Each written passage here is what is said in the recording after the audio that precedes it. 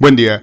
El día de hoy vamos a abordar un tema bastante relevante y complicado. Eh, es el de las hormonas femeninas, pero espero que con este material, esa parte de la complicación, le sea más leve, ¿sí? Entonces vamos a platicar principalmente de las acciones hormonales que están claras y que pueden ser eh, practicadas o susceptibles de una aplicación pronta en la medicina a la cual se puede enfrentar cualquier médico. ¿Qué son las hormonas sexuales femeninas? Pues son hormonas esteroideas provenientes del colesterol que van a ser, dijimos, transformados a primero progestágenos.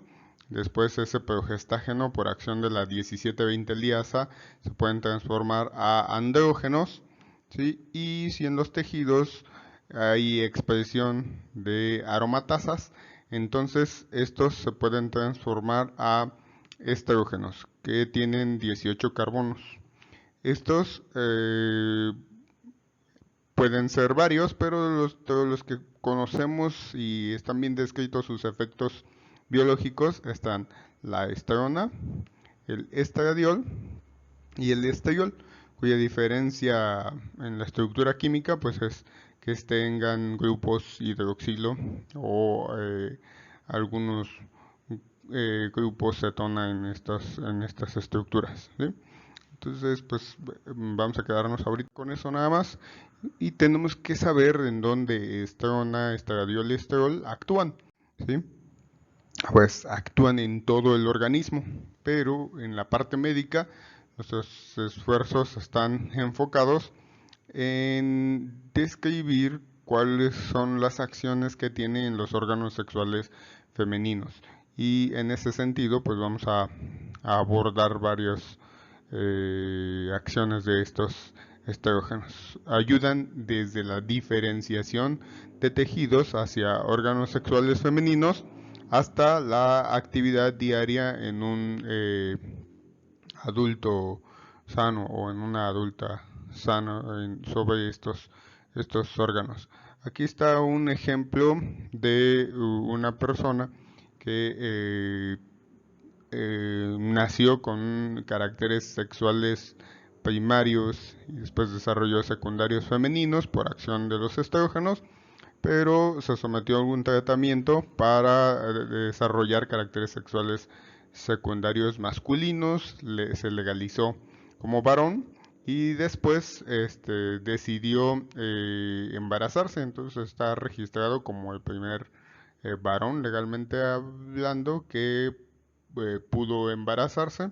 En el primer embarazo perdió a los productos, pero después pudo tener bebés y pues cada vez ha eh, tenido por ahí, si quieren revisar, una historia notable en donde en varios aspectos ha sido el primero, no solo en esta asunción de que hay un varón embarazado, sino en los aspectos legales o médico-legales que puedan existir alrededor, pero biológicamente hablando, pues hasta la fecha no se ha encontrado la capacidad de diferenciar tejidos que ya estaban diferenciados como masculinos a femeninos, y se conoce que el rol de los estrógenos es importante para la diferenciación y organización, función de estos órganos.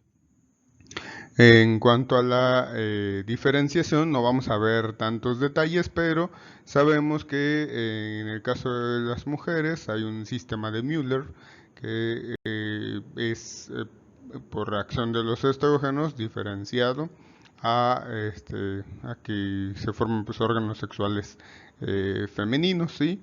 ¿Se acuerdan? Y yo creo que van a revisar más adelante que como individuos podemos tener un género biológico, un sexo biológico, uno social, uno genético, ¿sí? Y entonces pues es importante aquí conocer que a pesar de que una persona tenga por ejemplo, su par 23XX y un sistema miliar disponible. Si no hay acción estrogénica, puede haber alguna alteración en la forma y la función del aparato sexual femenino.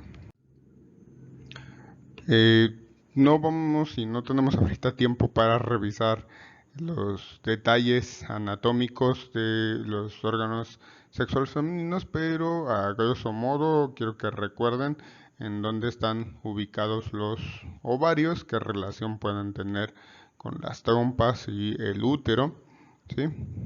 Que serán órganos de los que vamos a hablar. También es importante que ubiquen aquí al endometrio y al miometrio, ¿sí? Que son órganos de los cuales vamos a hablar. Y pues recuerden también que en el ovario, por ejemplo, podemos encontrar diferentes corpúsculos o organizaciones de células, en algunos casos proveyendo de la capacidad de diferenciación de una sola célula germinal que pueda ser fecundada y dar paso a un nuevo organismo. En la ovogénesis también es importante el rol de los estrógenos y pues en las mujeres empieza entonces esta función estrogénica desde antes de nacer. Gracias a un buen nivel de estrógeno hay ovonias que se producen hasta en números de varios millones, cercanos a una decena de millones, perdón, a una decena de millones de células, de las cuales se van perdiendo incluso antes del nacimiento.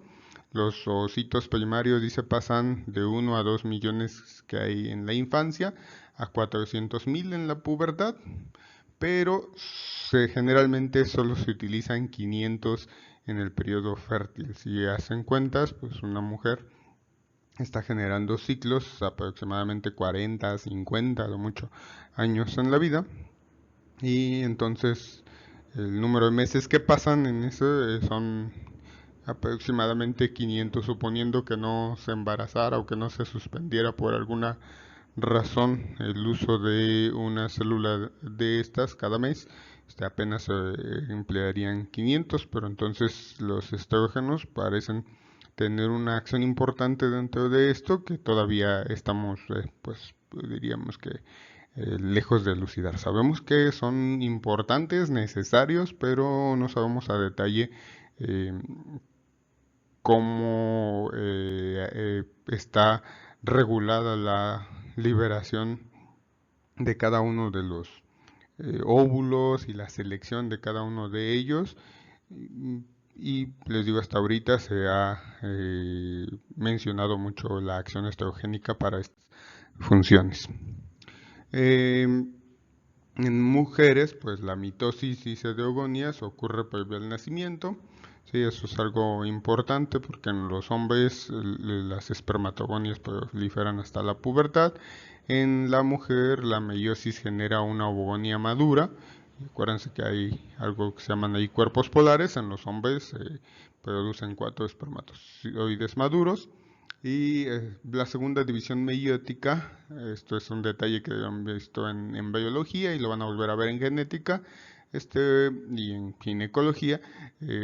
Esto ocurre o solo se da tras la fertilización.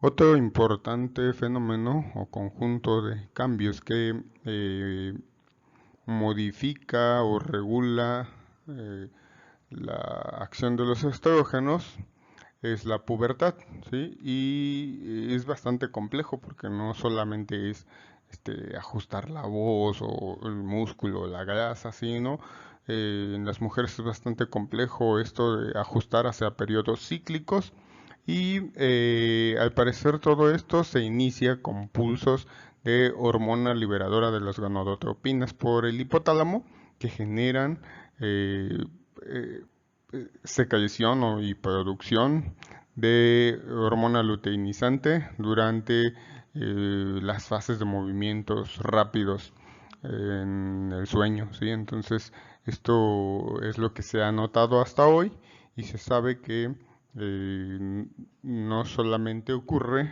como acción determinada solo por los estrógenos, sino que en función de la genética, de la nutrición, de la localización geográfica, la exposición a la luz, la complexión, el que se lleven a cabo ejercicios y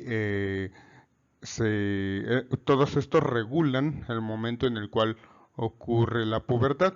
Lo que se ha notado a nivel general es que la menarca, que es la primera menstruación, ha iniciado más temprano. Y pues hay varios factores que han influido, entre ellos pues han dicho que una mayor explosión demográfica cerca de el Ecuador, una mayor exposición a la luz y algunas otras ocasiones dicen que es por exposición elevada a estrógenos o fitoestrógenos desde la dieta o en algunos productos a los que se exponen las mujeres desde edades tempranas. Todo esto, les digo, nos lleva a una secreción cíclica de hormonas sexuales y de aquellos determinantes de su producción y liberación.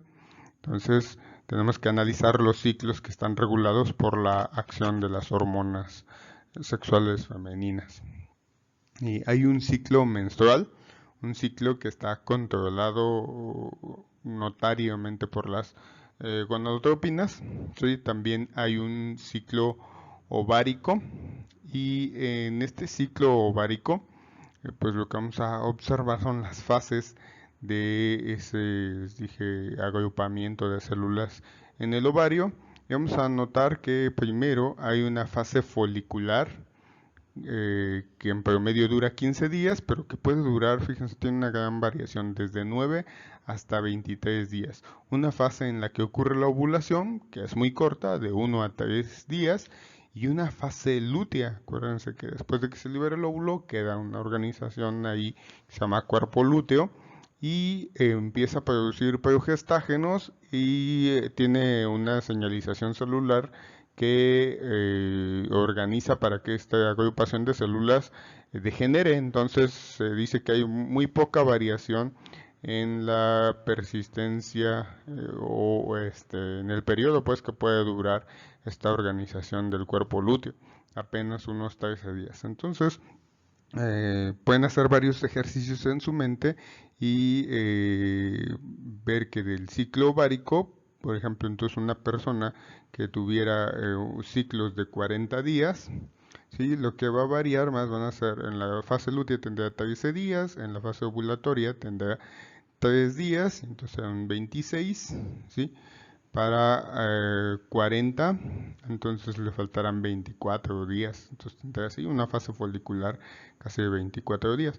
Mientras que una persona que tenga ciclos de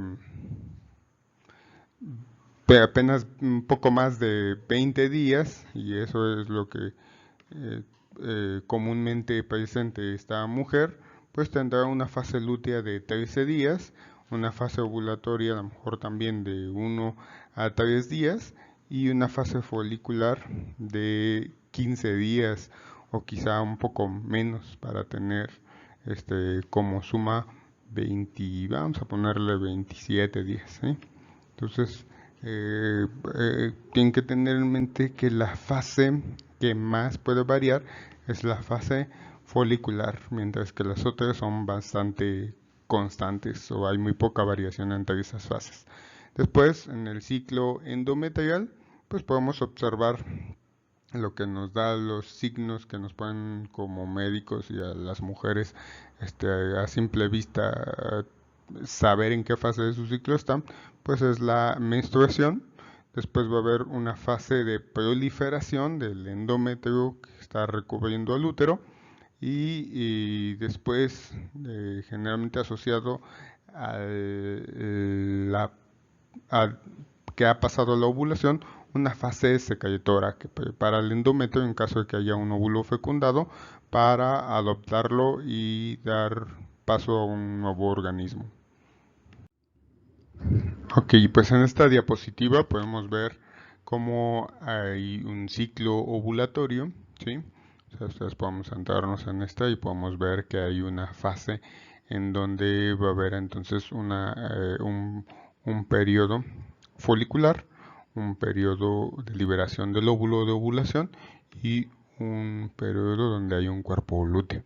Sí, pero vamos a ver que esto está asociado a los niveles y las acciones de varias hormonas, entre ellas pues de la hormona liberadora de gonadotropinas, que siempre se está liberando, ¿sí? Pero como pueden ver, y aquí está marcado gráficamente, la diferencia es que en la fase folicular y en la fase lútea, ¿sí? Hay, por ejemplo, en la fase folicular una liberación con mayor frecuencia y picos menos altos de hormona liberadora de gonadotropinas, mientras que en la fase lútea hay una mayor amplitud, pero también una mayor intensidad de liberación de hormonas reguladoras de las gonadotropinas, para que las células gonadotropas del hipotálamo liberen en la fase folicular, aumentando LH, de hecho, hasta llegar a un pico. Si observan, aquí está el pico de LH, ¿sí? Y va incrementando, mientras que la FSH, que está aquí en una línea verde, incluso va disminuyendo conforme se va acercando el momento de la ovulación, y aquí lo marcan estas flechas.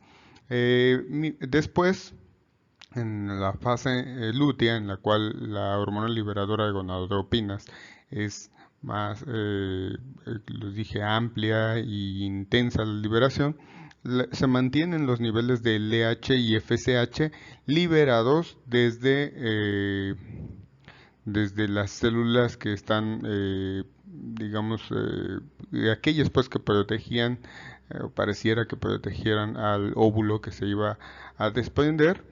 Y entonces podemos observar que ya no hay ese pico de LH ni tampoco vamos a tener un pico de FSH, y los niveles se mantienen con pocas variaciones en esta fase lútea. Lo que vamos a observar va a ser que va a haber consecuencias en la producción de estas y de las hormonas que se producen en las gónadas, ¿sí? Y notaremos que existirán algunos cambios en la producción de estrógenos, por ejemplo. Y entonces en la fase lútea lo que vamos a observar va a ser inicialmente una mantención de los niveles de estrógenos, pero después vamos a ver un declive.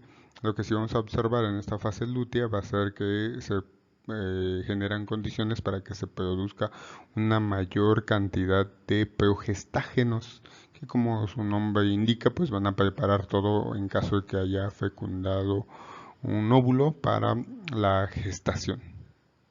También pueden haber algunos otros cambios que en la actualidad se les ha dado menos importancia, pero entre ellos pues la temperatura. Generalmente es menor la temperatura en la fase folicular que aquella que se registra en la fase lútea, y antes llegó a ocupar como un método anticonceptivo, el cual pues basado en que ahora tenemos muchos más métodos, podemos decir que es poco útil. Del ciclo ovárico, pues tenemos que recordar algunas de las fases. Acuérdense que hay un folículo primordial, ¿sí? De ahí vamos a tener uno periantral, uno en donde se está formando ya un antro.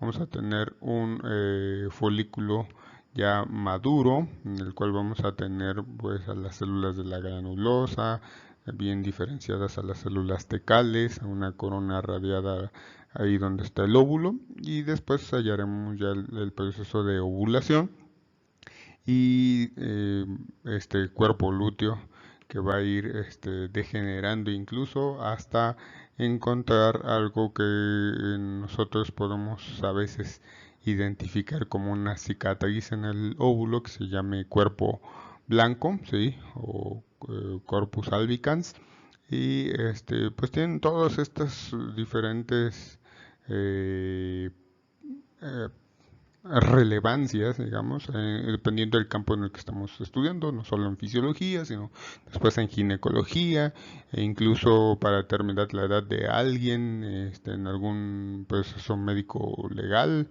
o legista puede funcionar esto de hacer un análisis de los ovarios y las organizaciones celulares que están ocurriendo en el momento de exploración de un ovario. Pero bueno, entonces este ciclo ovárico también tiene una alta dependencia de igualmente el ciclo endometrial, en el cual pues vamos observando que hay un engrosamiento de la capa que recubre el útero, y entonces en esta fase que corresponde a la folicular del ovario vemos una etapa de proliferación, y después en la fase lútea generalmente encontramos una fase de secreción para al final encontrar aquellos días en los que debido a la degeneración primero de los vasos que aportan hacia este tejido, pues la degeneración del tejido alrededor que da como manifestación la menstruación. Eh, Hay algunas patologías en las cuales tenemos que tener en mente esta variación y dependencia estrogénica del tejido endometrial, por ejemplo en la endometriosis, ¿sí? ¿En qué consiste? En que hay tejido endometrial fuera del útero, puede estar en las tubas, ¿sí? Puede estar en el ovario, ¿sí? En varios sitios, en los fondos de saco uterino, ¿sí? Y dar diferentes manifestaciones, pero es común que respondan a estrógenos.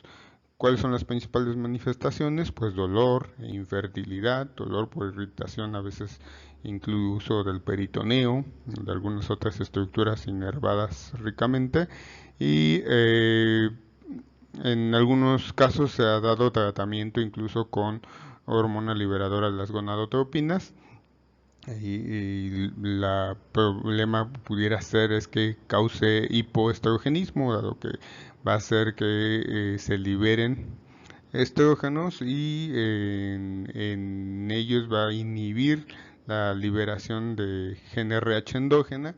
Eso puede a veces limitar la producción de estrógenos en periodos posteriores. Hay que tener en cuenta eso. En algunos casos se dan tratamientos en varios ciclos con diferentes concentraciones de estrógenos hasta tratar de limitar la producción endógena y a pesar de que haya un adelgazamiento general del miometrio, se logra en algunos casos la degeneración del tejido instalado fuera del útero. Pero en muchos casos la remoción quirúrgica es la opción terapéutica. Entonces tenemos que tener en mente que sí existen ejes de regulación de las hormonas esteroideas femeninas, ¿sí? Entonces la GnRH hace que se produzca más FSH y LH en la hipófisis, y esta FSH y LH pues van a hacer que se produzca más estradiol o estrógenos en general. Hay variaciones en la producción.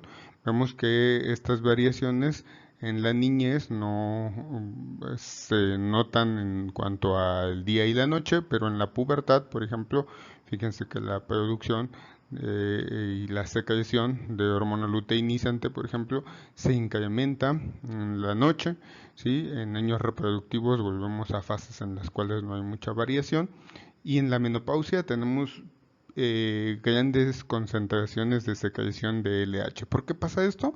Pues porque después de la menopausia lo que va a pasar es que el tejido que se atrofia generalmente es el de las gónadas, y entonces ya no se están produciendo buena cantidad de hormonas estrogénicas, y si los estrógenos actúan por asas de retroalimentación negativa, entonces inducen pues una baja producción de LH y FSH, pero ya no hay estrógenos, ya no hay entonces lo que va a suceder es que las concentraciones tanto de LH como de FSH van a estar incrementadas en la posmenopausia.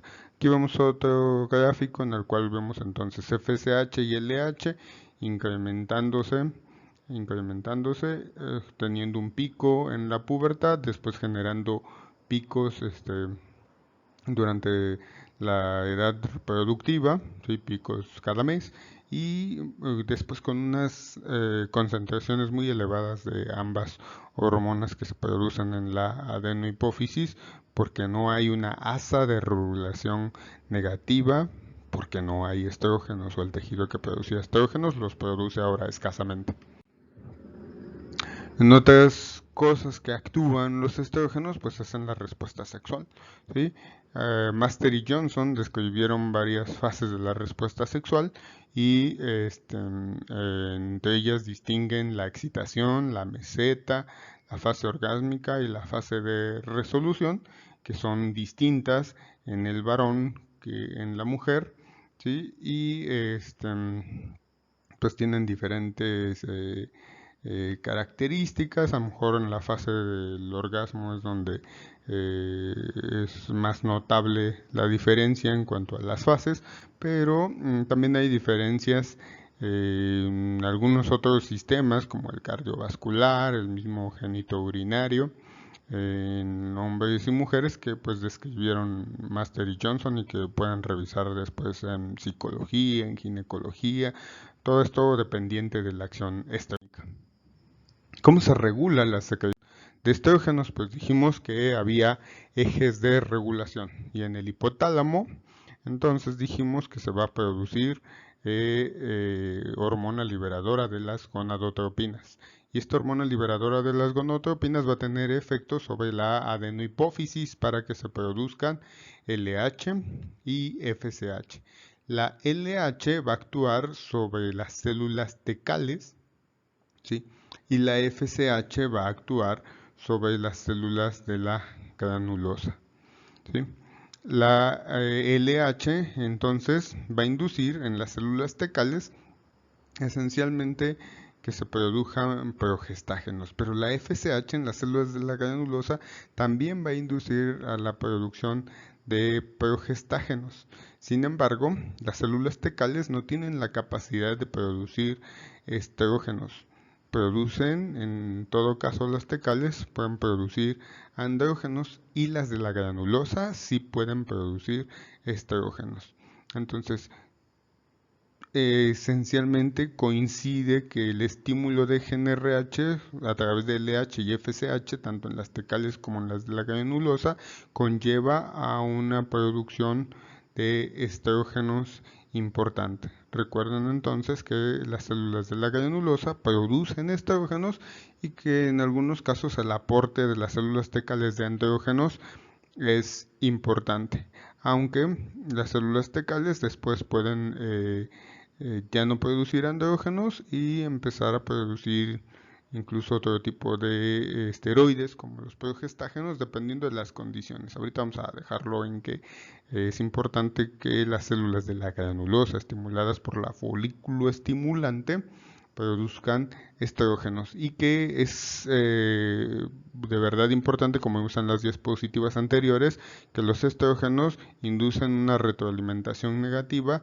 de asa corta y asa larga para la producción de GnRH, LH y FSH, además de que producen algunas otras sustancias que modulan la liberación de FSH y LH desde la adenohipófisis, unas activando y otras inhibiendo esta liberación. En las células gonadotropas, pues se pega GnRH liberado desde el hipotálamo, tiene un receptor acoplado a la proteína GQ, por lo tanto la fosfolipasa C libera inositol trifosfato y diacilglicerol, ¿sí? Y estos ya saben que modulan la actividad y los niveles de calcio y de proteínas sinasas dependientes de calcio. ¿Para qué? Pues para que esta célula gonadotropa libere más FSH y LH, ¿sí? Y eso es lo que va a ocurrir en estas células tras la presencia de GnRH.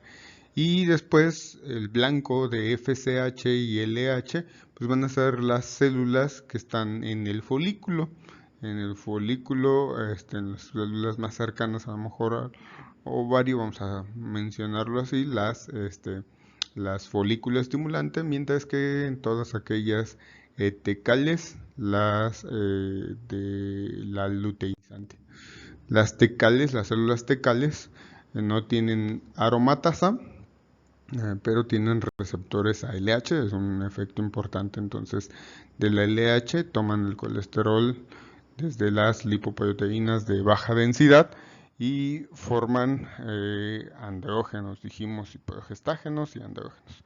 Mientras que las células de la granulasa, de la granulosa tienen aromatasa y entonces sí van a poder, si tienen aromatasa, pueden producir estrógenos, aunque no tienen 17 alfa hidroxilasa ni 17-20 desmolasa, y entonces la producción de estrógenos por las células de la granulosa es muy dependiente de la preformación de andrógenos desde otros tejidos, ¿sí?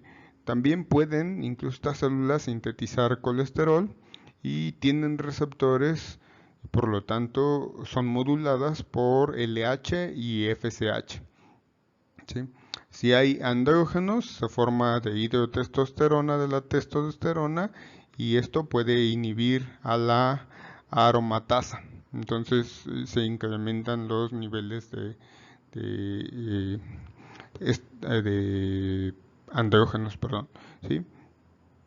Y otra cosa importante es que el estradiol inhibe la síntesis de los receptores ALH y entonces en aquella etapa en la cual hay un alto nivel de estradiol, vamos a tener menos efectos de hormona luteinizante a pesar de que está circulando.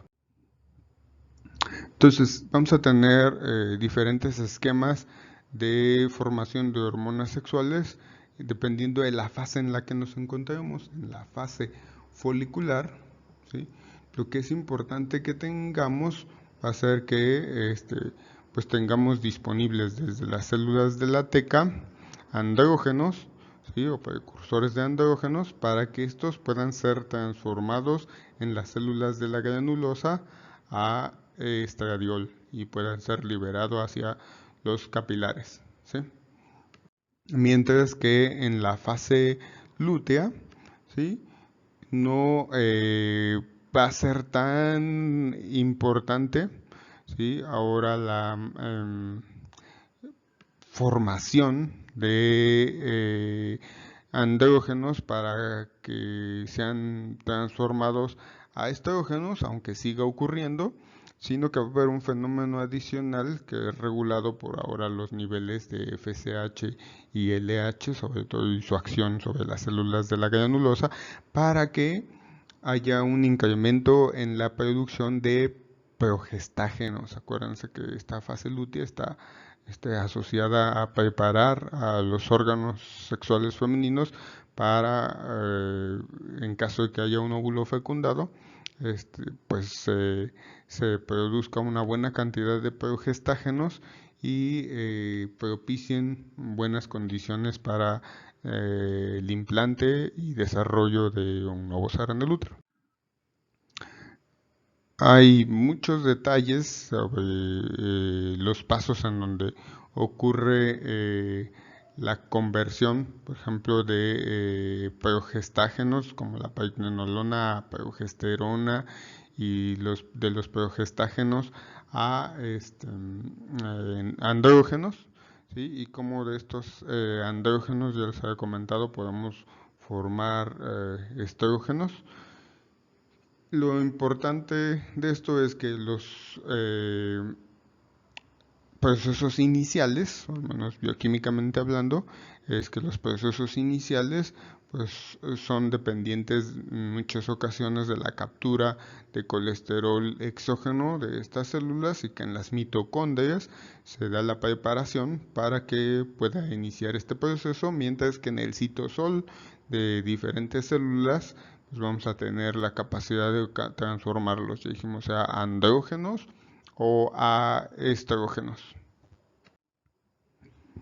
También dijimos que en las células de la granulosa se producen inhibinas y activinas y son cadenas peptídicas que lo que van a hacer, pues van a ser regular la producción de hormonas por las células gonadotropas, ya sea estimulando o inhibiendo su producción.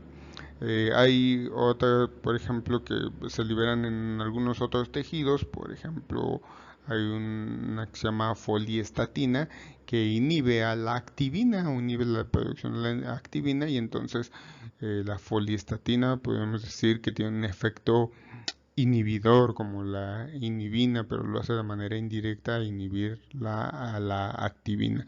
Y entonces son elementos adicionales de la regulación de la liberación de hormonas gonadotrópicas.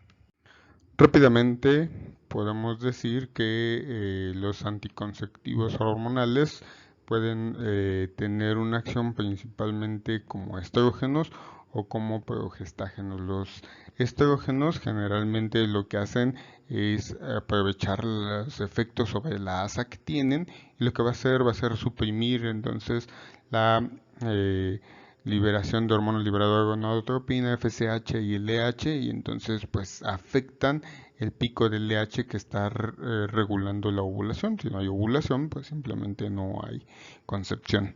En el caso de los progestágenos, pues afectan o dificultan la concepción debido a los efectos en los órganos sexuales, engrosa el moco cervical, inhibe la movilidad de las tubas, ¿sí? Y afecta el implante en el endometrio.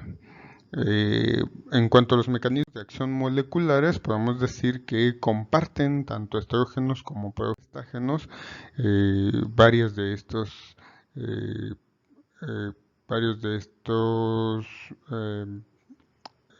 receptores o varios de estas vías de señalización de los receptores. Las funciones del estradiol, generalmente las más notables, pues, afectan la distribución de la grasa, aumentan la vascularización, modifican la función y forma de los órganos sexuales, el endometrio, las mamas y cada vez hay más evidencia de que modulan importantemente la resorción y el fortalecimiento de los huesos. ¿Cómo lo hacen? Pues a través de la interacción con receptores. Inicialmente se creyó que solo lo hacían a través de procesos de alteración genómicos que tenían pues receptores citosólicos y nucleares, alfa y beta, y que se empezó a pensar que también tenían otros efectos como a través de la modificación de algunas enzimas como la óxido nítrico sintasa. Fueron identificados muy bien los receptores citosólicos y nucleares. Recuerden que hemos pensado así, que las hormonas esteroideas vienen transportadas por alguna proteína, se liberan en la célula, atraviesan la membrana, hacen complejos con chaperoninas o proteínas que los acompañan hasta el núcleo y en el núcleo tienen efectos para modificar un gen. Por eso le llaman así efectos genómicos que llevan varias horas cuando menos, entonces se llaman fenómenos tardíos y se han descrito receptores alfa y beta en el sistema nervioso central, en las mamas, en el hígado, el hueso, el sistema cardiovascular, gastrointestinal y urogenital.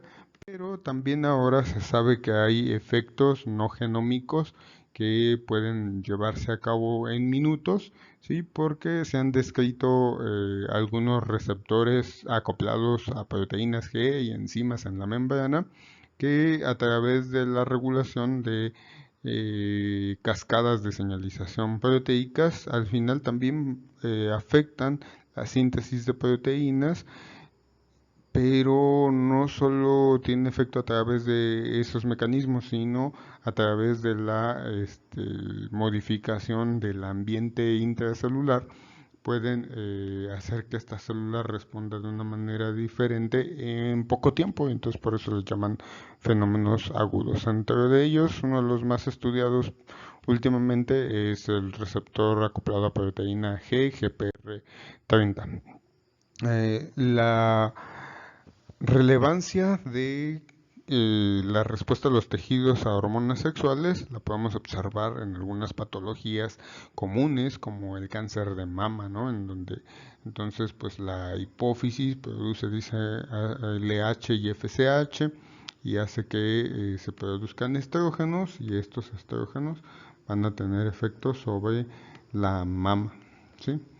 Eh, Acuérdense también, dijimos que otros órganos pueden producir este, andrógenos, por ejemplo, ¿sí? Y esos andrógenos pueden ser susceptibles de transformación si tenemos aromatasa en algunos órganos, como la misma mama a veces cuando está alterada puede tener una alta capacidad de expresión de aromatasa y incrementar los niveles de estrógenos para que esta mama pues sigan proliferando los tejidos y eso generalmente se da en alteraciones como el cáncer de mama que es un problema pues usual. Lo que se usa a veces son receptores, perdón, inhibidores o reguladores negativos de la eh, función de estos receptores estrogénicos, ya sea de membrana o de aquellos citosólicos.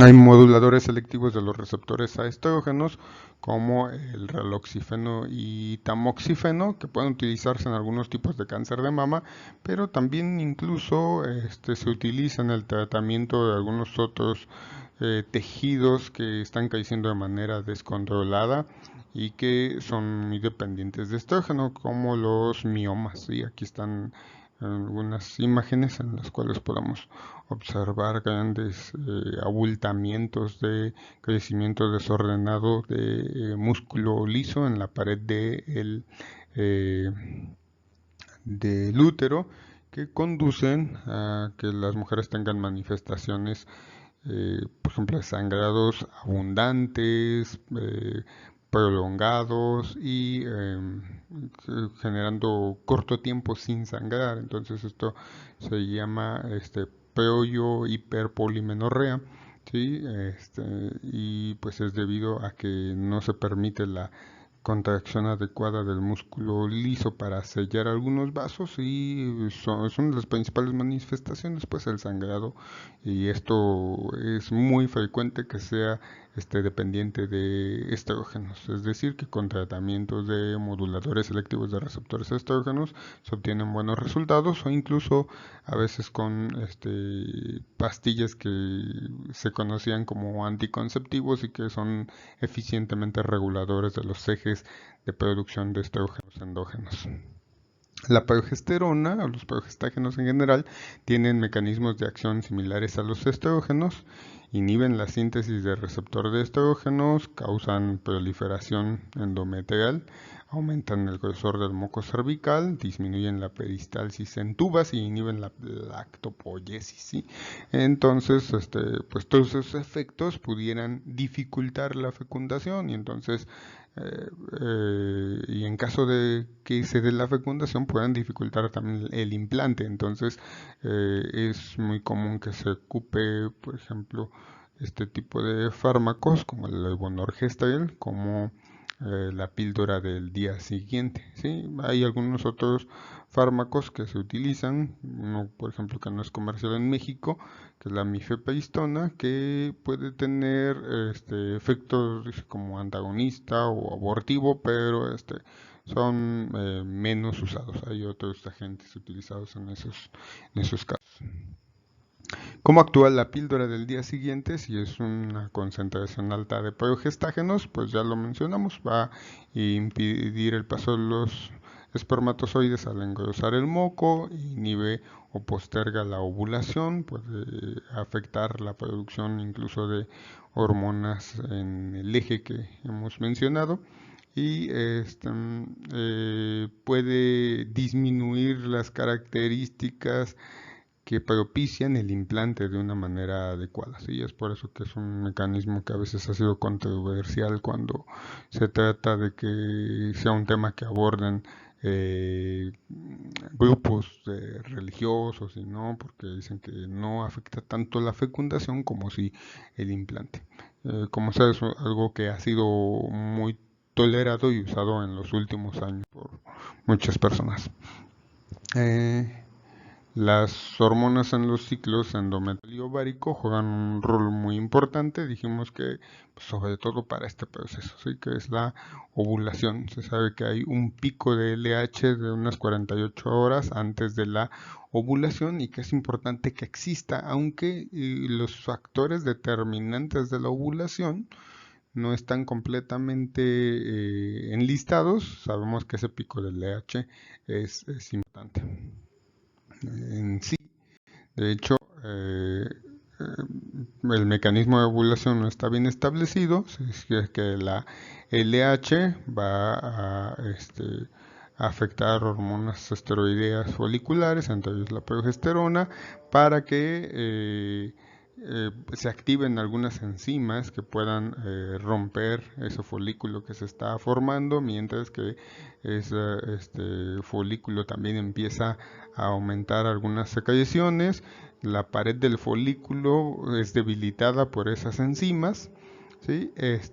Hay algunos que dicen que se empieza a acumular más del líquido, incluso empieza a sudar dentro del folículo, y eso produce una hinchazón, un crecimiento de ese folículo o al interior del folículo. Y si hay una región que además se ha dicho que es un estigma porque es una parte que está como lesionada, o sea, descrito según algunos biólogos de la reproducción, que está dañada ya en eso que estaba formándose conglomerado celular, pues nos lleva a la ruptura del folículo para que se pueda excretar de ese grupo celular el óvulo. La verdad es que esto es algo que se ha tratado de explicar concertando todas las evidencias que se han hallado, pero sigue siendo una interrogante el mecanismo por el cual se lleva a cabo la ovulación. De todas maneras, sabemos que son importantes los buenos niveles de hormonas esteroideas para que ocurra, y en caso de que alguien haya infertilidad, pues se aborde que haya unos buenos niveles tanto de hormonas esteroideas como de aquellas hormonas que regulan su acción. Aquí están enlistadas casi las hipótesis y teorías sobre la ovulación. Hay quien dice que es importante el pico de LH, otros que FSH y LH están vinculadas, otros que le dan más importancia a las prostaglandinas, y otros que se van con esta parte que les dije del estigma, donde hay una marca en la pared que ya está predispuesta a romperse en determinado tiempo.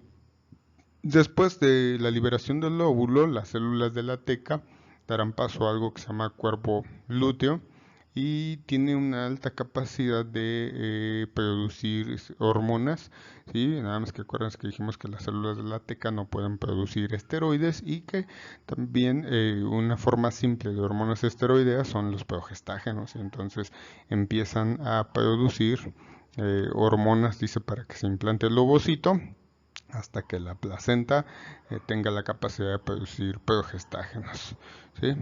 El cuerpo lúteo, en la mayoría, son